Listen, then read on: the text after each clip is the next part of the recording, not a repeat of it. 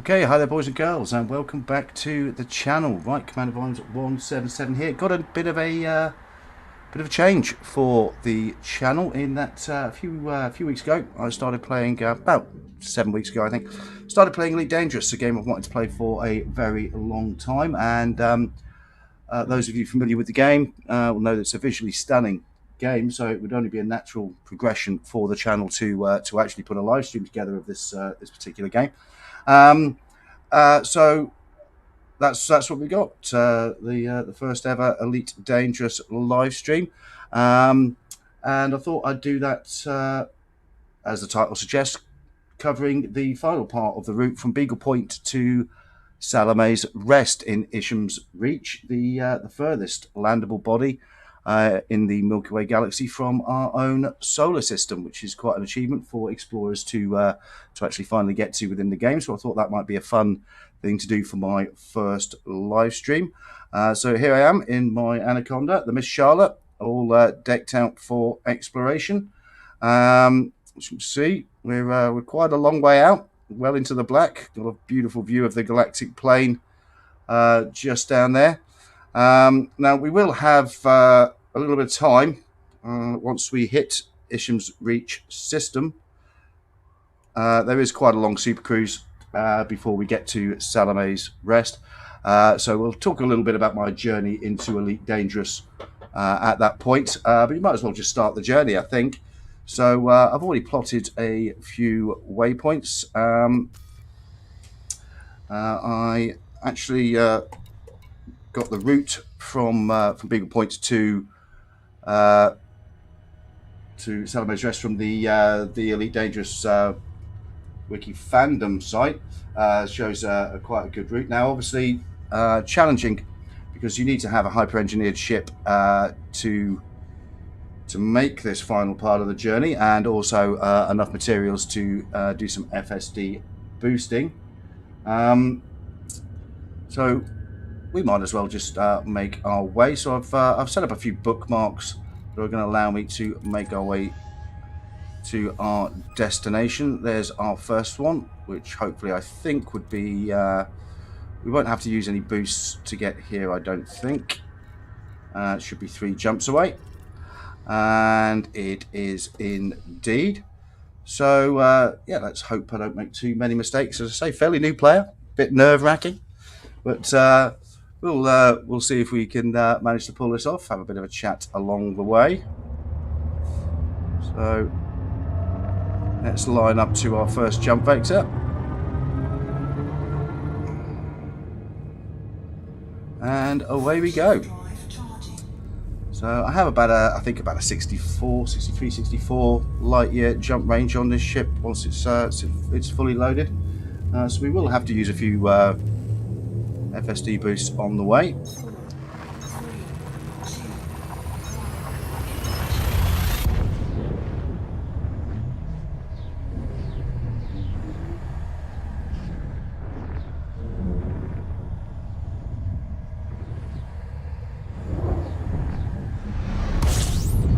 Okay.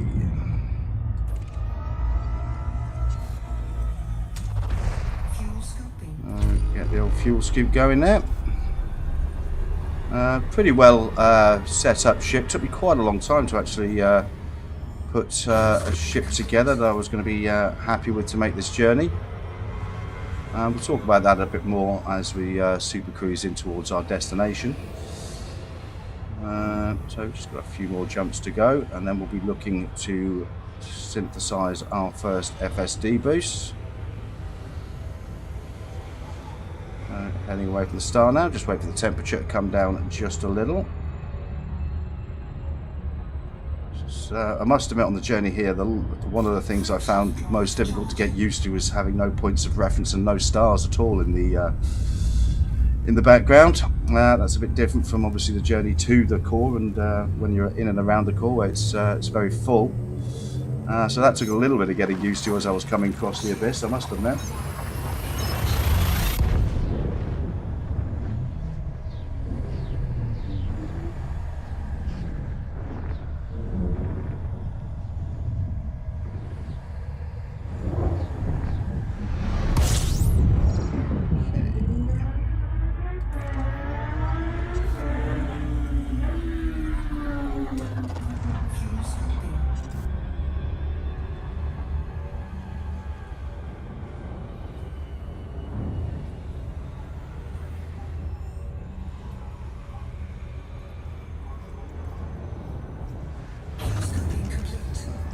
Okay, got our fuel. Let's head to our next jump vector.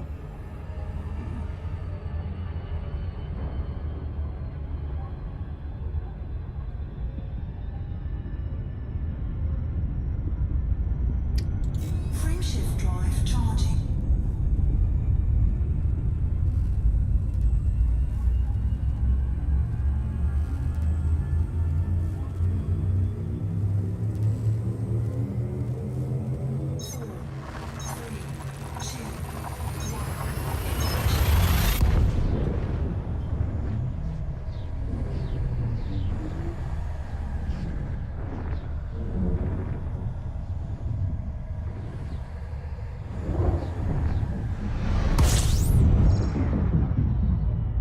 Okay, so that's the first of our 3 jumps completed. It's at this point that we'll have to synthesize our first FSD boost. I was pretty lucky actually, all the way down to Beagle Point. I had plenty of materials to for FSD boost. Made sure I was well and truly stocked before I set out. But I was pretty lucky on the way down here. Out here, I actually didn't need to use any, so I've got plenty in the inventory. We're just going to get ourselves a little bit away from the star here. Let the temperature come down a little. Okay. So our next target is a jump of 66.32 light years away, which is slightly, very slightly beyond the normal jump range of this ship. So, yep, a little bit of synthesis required. Thankfully, just need a basic boost for this one. So we'll just go ahead and quickly synthesize that.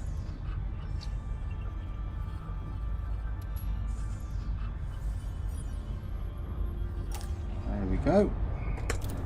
And set our next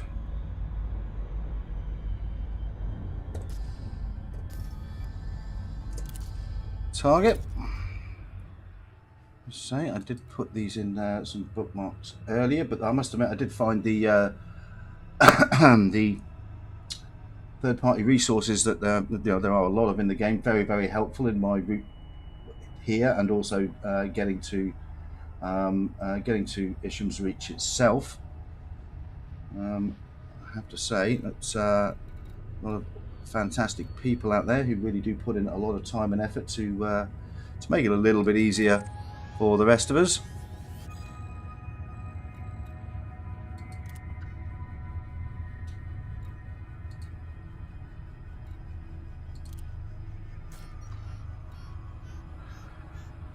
Let's see if we manage to plot a successful route. There we go. There's our next jump.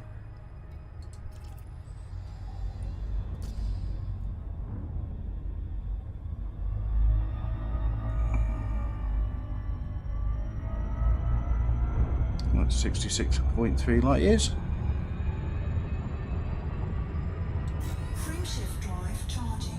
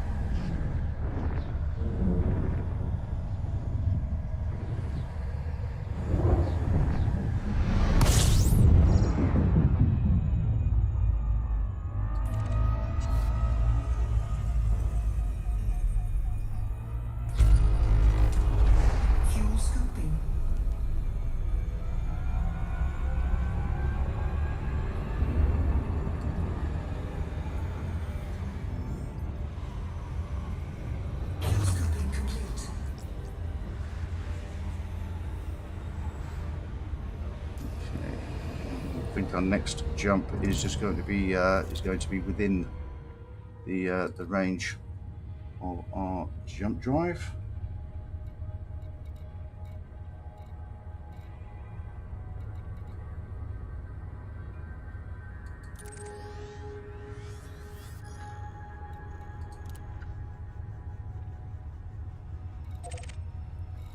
go. And then I think we will have to do another FSD boost for the longest jump on this particular route. Frameshift drive charging.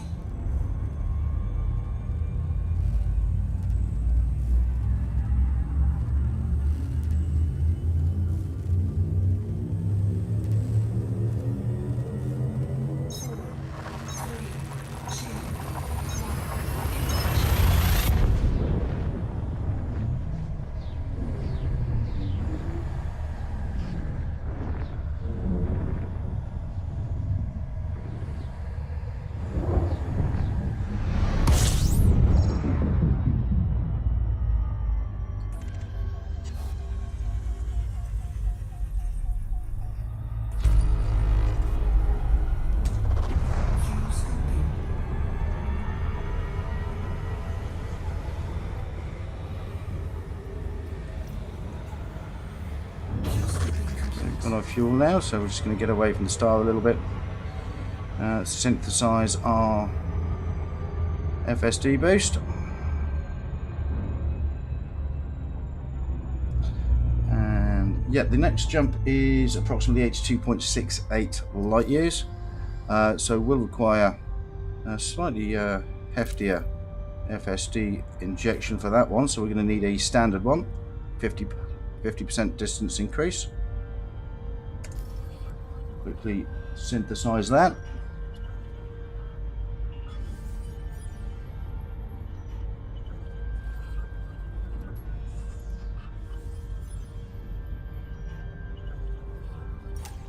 Okay, there we go.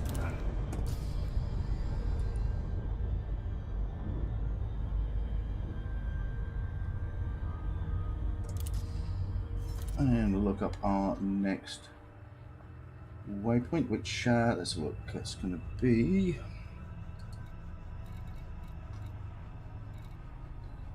RGYD0. There we go.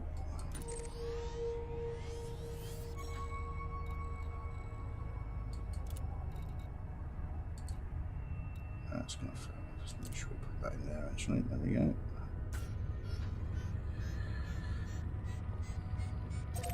So 82.68 light years.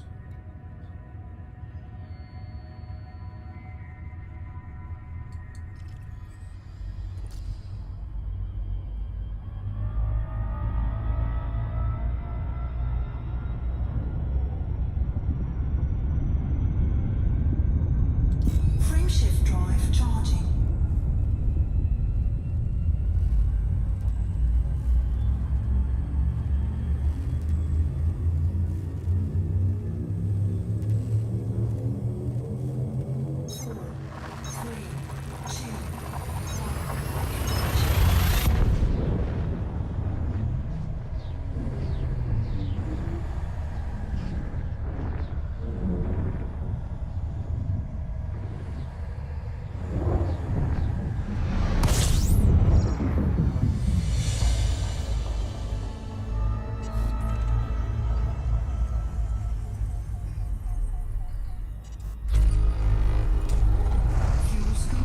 Take on our fuel and prepare for our final jump into the Isham's Reach system.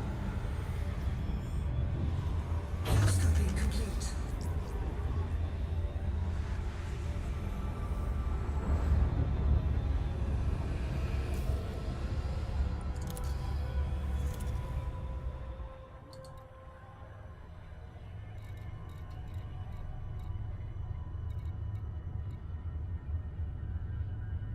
And oh no, I don't think I plotted it. Oh, okay. Okay, let's type it in manually.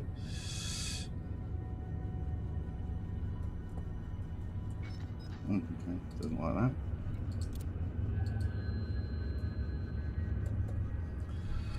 Okay, let's just try that again, shall we?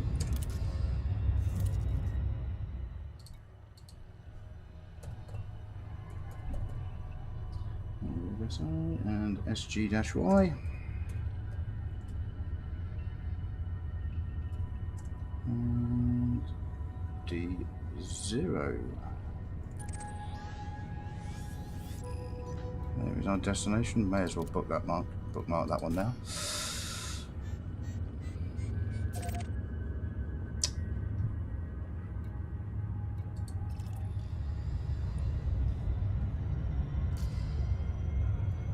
Okay, so we're going to head off our final jump to get to the Isham's Reach system.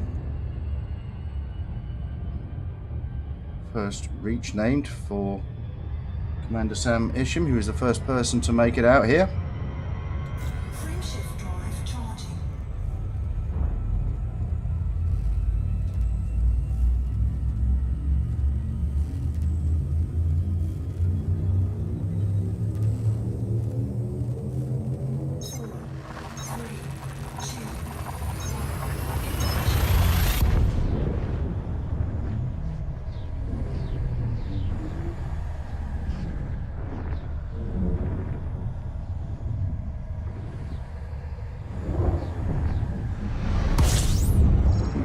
And here we are. Beautiful star as we come into the system.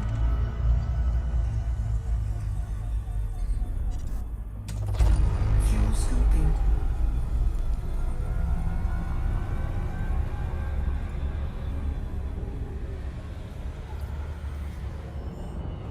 Fuel scoping complete.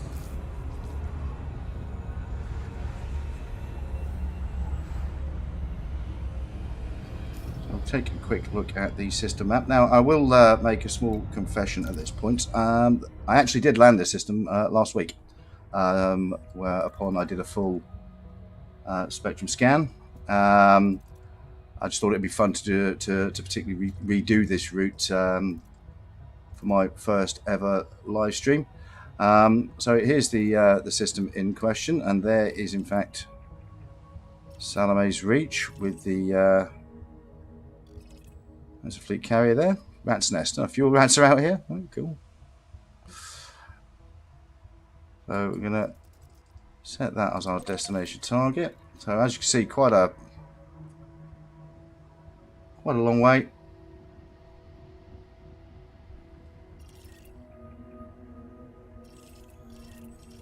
To Super Cruise to get to that system.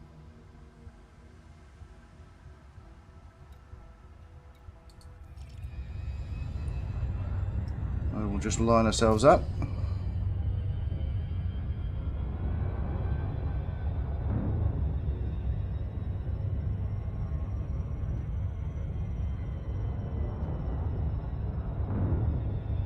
And we're on our way. Okay, so yeah, it gives us a little bit of time.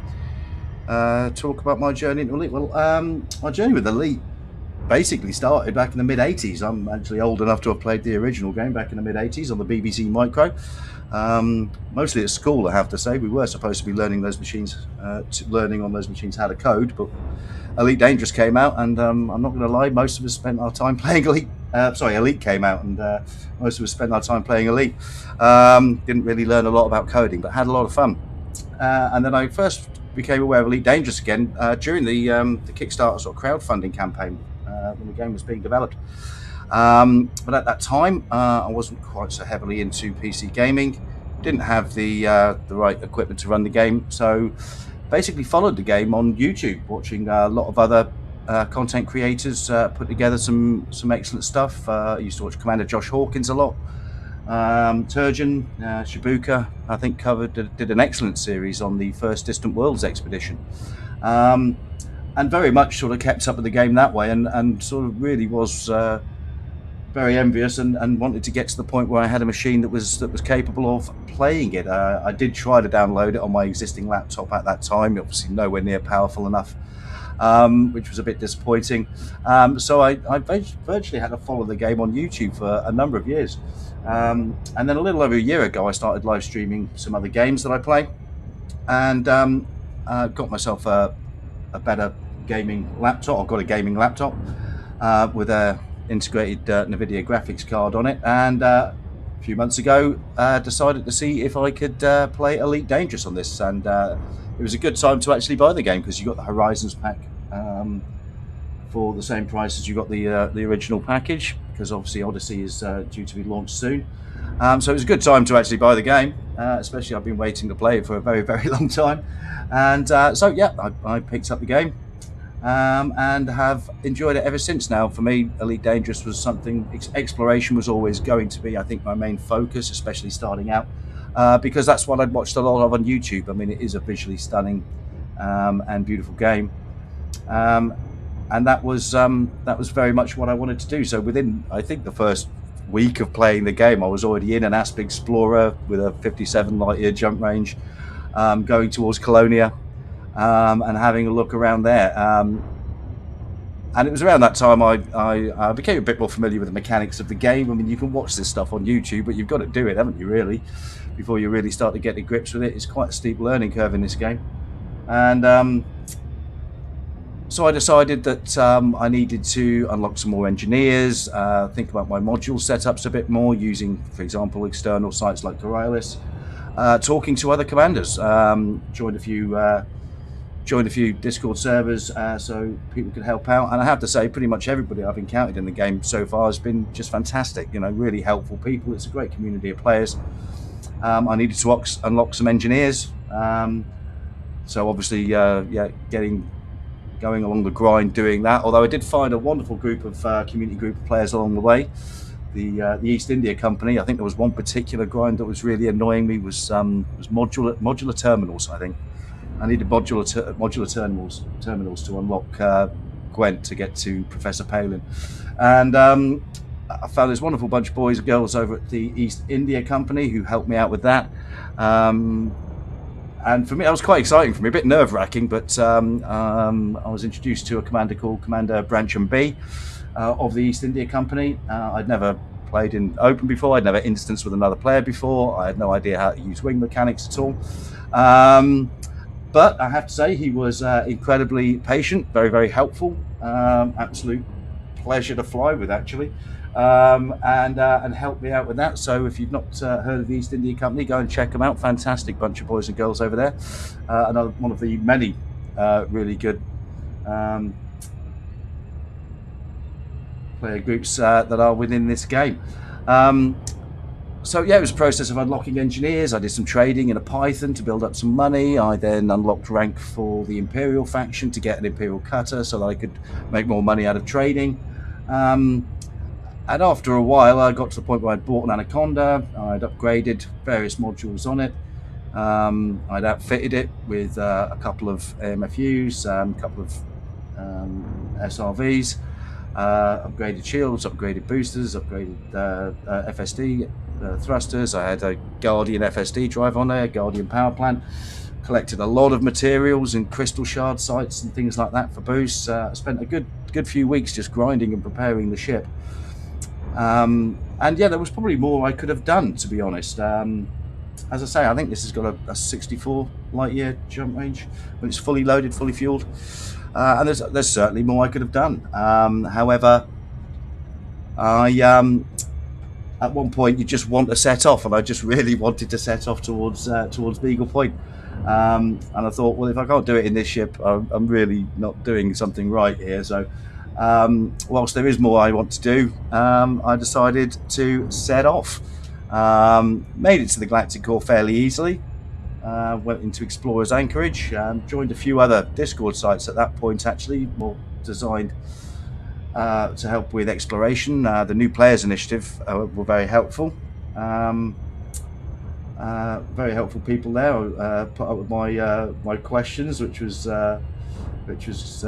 great. The guys from IGAU also very, very helpful, answering my incessant noob questions as to what I could expect out here.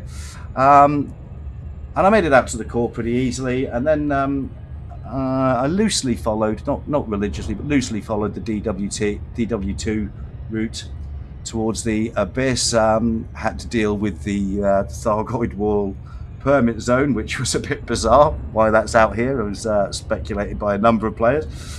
I think in the end I didn't even try to navigate through it. I think I just went round it. And it was then that you start, in the Cerulean Tranquility and the Abyss, you start to see skies like this, no stars. So it gets a bit lonely. But I must admit, I mean, all the grinding, all the stuff that took to get here in a relatively short amount of time, I do have to say, being somewhat familiar with the game by watching other content creators was certainly very, very helpful in that. Maybe made the learning curve just a little easier.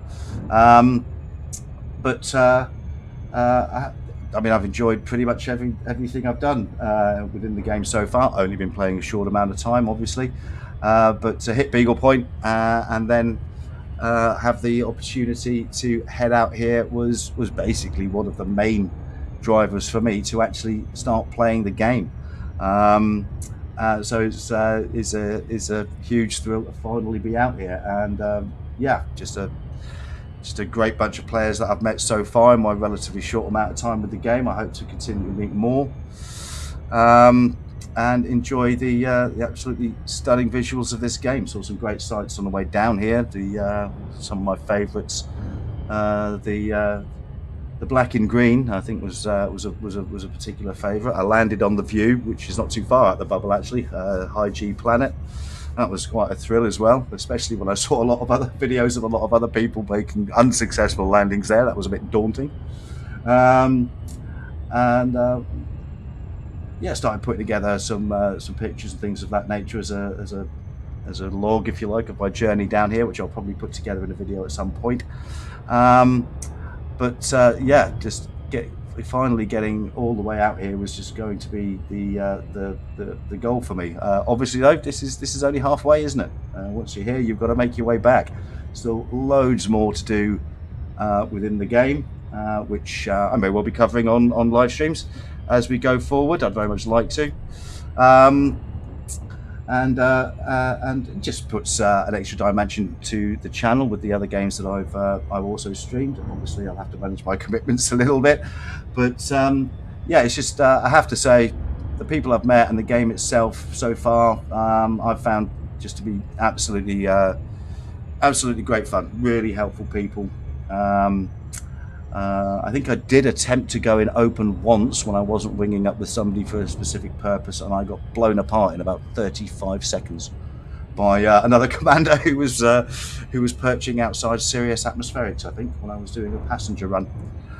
So probably not a good time for a new commander to go into open there just for his first experience. Got absolutely malleted and destroyed within a few seconds. I was carrying illegal passengers, so kind of my fault, I suppose. But by and large, yeah, most of my experiences with the game so far have been very positive ones. And here we are. We're in Isham's Reach, heading towards Salome's Rest, where hopefully we'll get some nice views as we come in to land on the moon. And I hopefully don't completely and utterly tank the landing, which has been known because, as I say, I'm a fairly new player, and I've found sometimes the old the Anaconda's a fantastic ship, but it can be a bit challenging to land on some of these bodies. Obviously, practice makes perfect. So if I do make a horrible impact crater on this moon, there's nobody to blame but myself. So yeah, we're not too far away now, just over 11,000 light seconds. Should be able to see the planet fairly soon. And starting to see some of the other objects within this system now. Be interesting to see who's. I might take a journey, go and see who's on that fleet carrier, because with a name like that, I imagine that belongs to the fuel rats, doesn't it? That might be fun. Another community group within the game that are absolutely fantastic. Thankfully, I have to say, so far, touch wood, in Elite Dangerous, I haven't had to use their services. But certainly a group that I'd like to get involved with. I think when I get back to the bubble, that's another thing that I potentially like to do when I get back to inhabited space. Maybe even chronicle my sort of training and journey with the fuel rats on a stream. Who knows? I mean, I don't know if they will allow that kind of thing. I haven't contacted any of them yet. I've still got a lot of light years to cover before I get back and even try that. So yeah, let's try and concentrate on the landing, one thing at a time, shall we? Not jumping ahead too much there. So we're just coming down to 5,000 light seconds.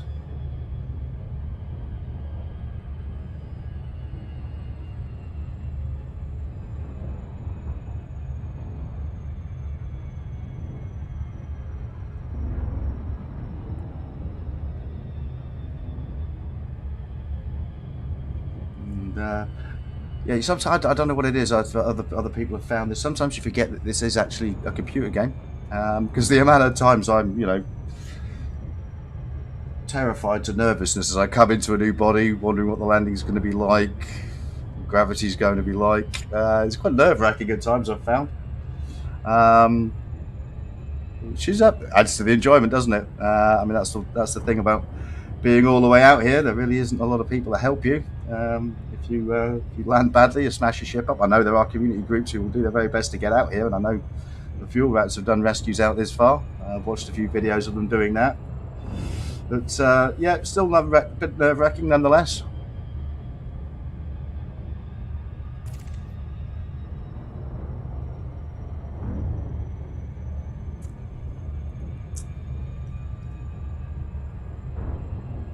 We're coming towards our moon now.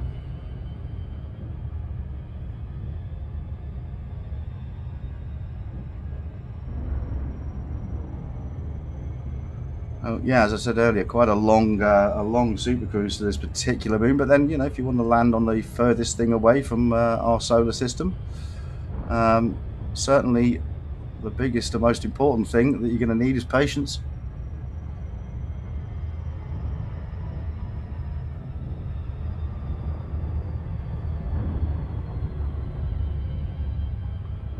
Slow that down a little bit. It'd be really embarrassing if on a stream I had to do a loop of shame. That would not be good.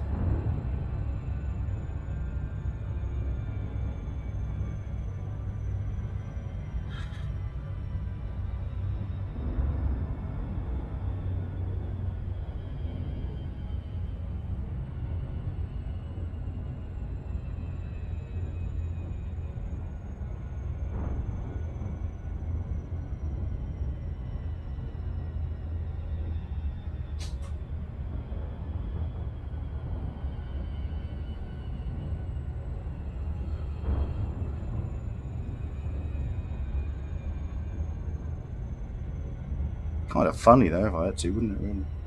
Yeah. I don't really want to have to come out here and make a complete and utter mess of it. I'm going to do our best.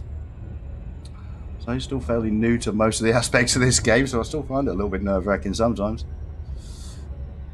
I'm approaching the planet now. Moon, sorry. And hopefully we're going to find a nice landing spot on the illuminated side.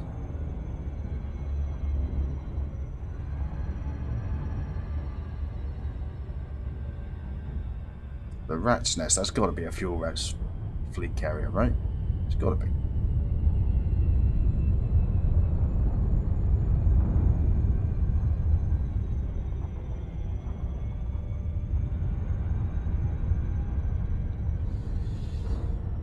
There's a pretty moon.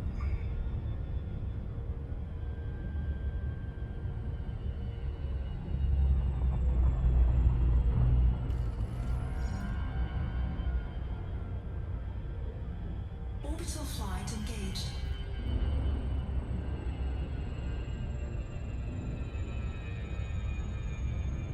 It's yellow canyons all the way through. It's quite good, isn't it?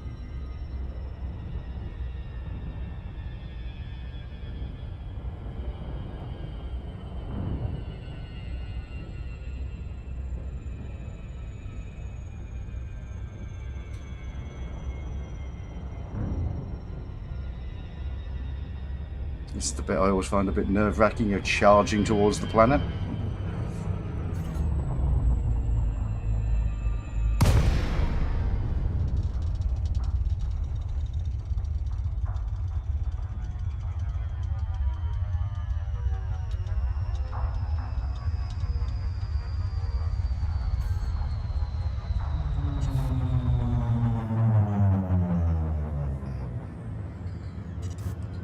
Okay.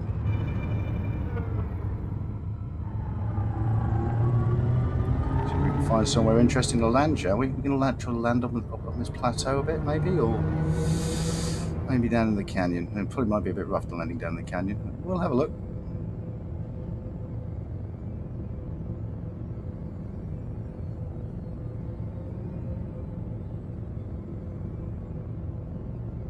Plus, probably want to have some good views from up here rather than just seeing the sides of the canyon walls. That might be fun. Probably also have a lot of fun to drive an SRV off the canyon, off the side of the wall there. That might be a lot of fun as well to do that.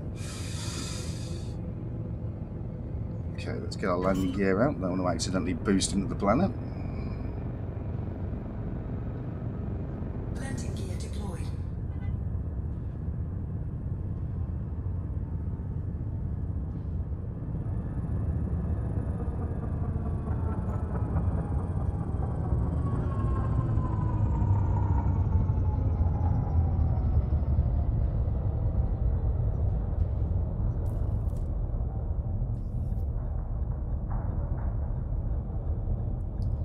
Okay, so we're 55 meters above the surface. Just need to straighten up a little bit.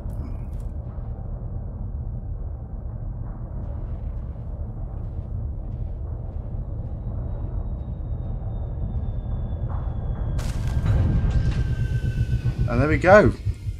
not too nerve-wracking in the end. A successful landing on Salome's Rest in Isham's Reach. Yeah.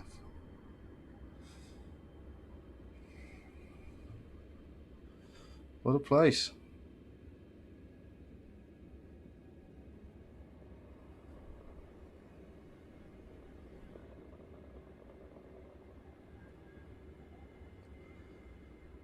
Let's see if we've got any views of the galactic plane. There we go. So home is somewhere at the other side of the galactic bulge there.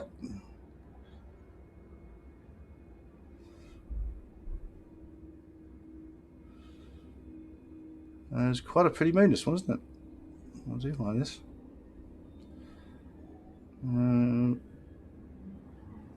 Yeah, it's well,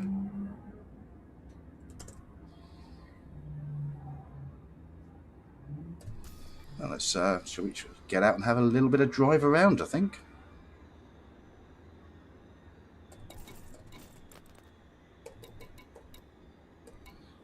Okay.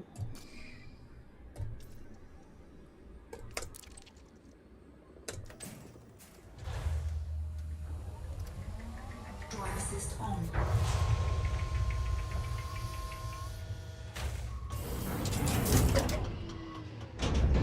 Low gravity warning.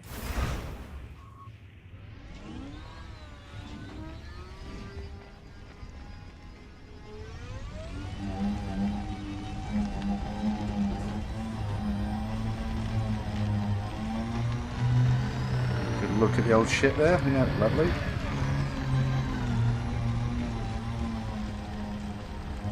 Must have been. That was what I did. That did shock me a little bit the first time I looked at an Anaconda from an SRV. It's much bigger than you imagine. But yeah, here we are driving around on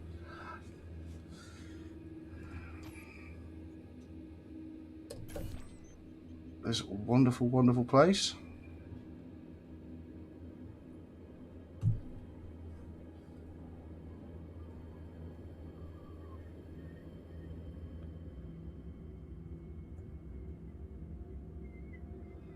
And yeah, and you get a view like that, well, it makes all the grinding worthwhile, I think.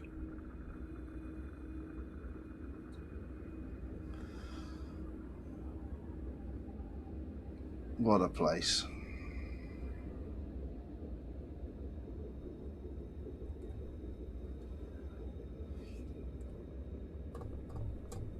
That's going to be a pretty nice picture. Okay, boys and girls, that was that concludes my journey from Beagle Point to Salome's Rest.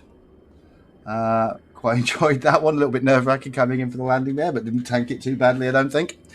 And yeah, hopefully the first of many Elite Dangerous live streams. I'm going to be playing around here for a little while, and before making my way back to the bubble. And I hope to see you on some live streams in the future. I'm Commander Vimes 177. Thank you for watching the stream. 07 Commanders, and stay safe in the black. Bye for now.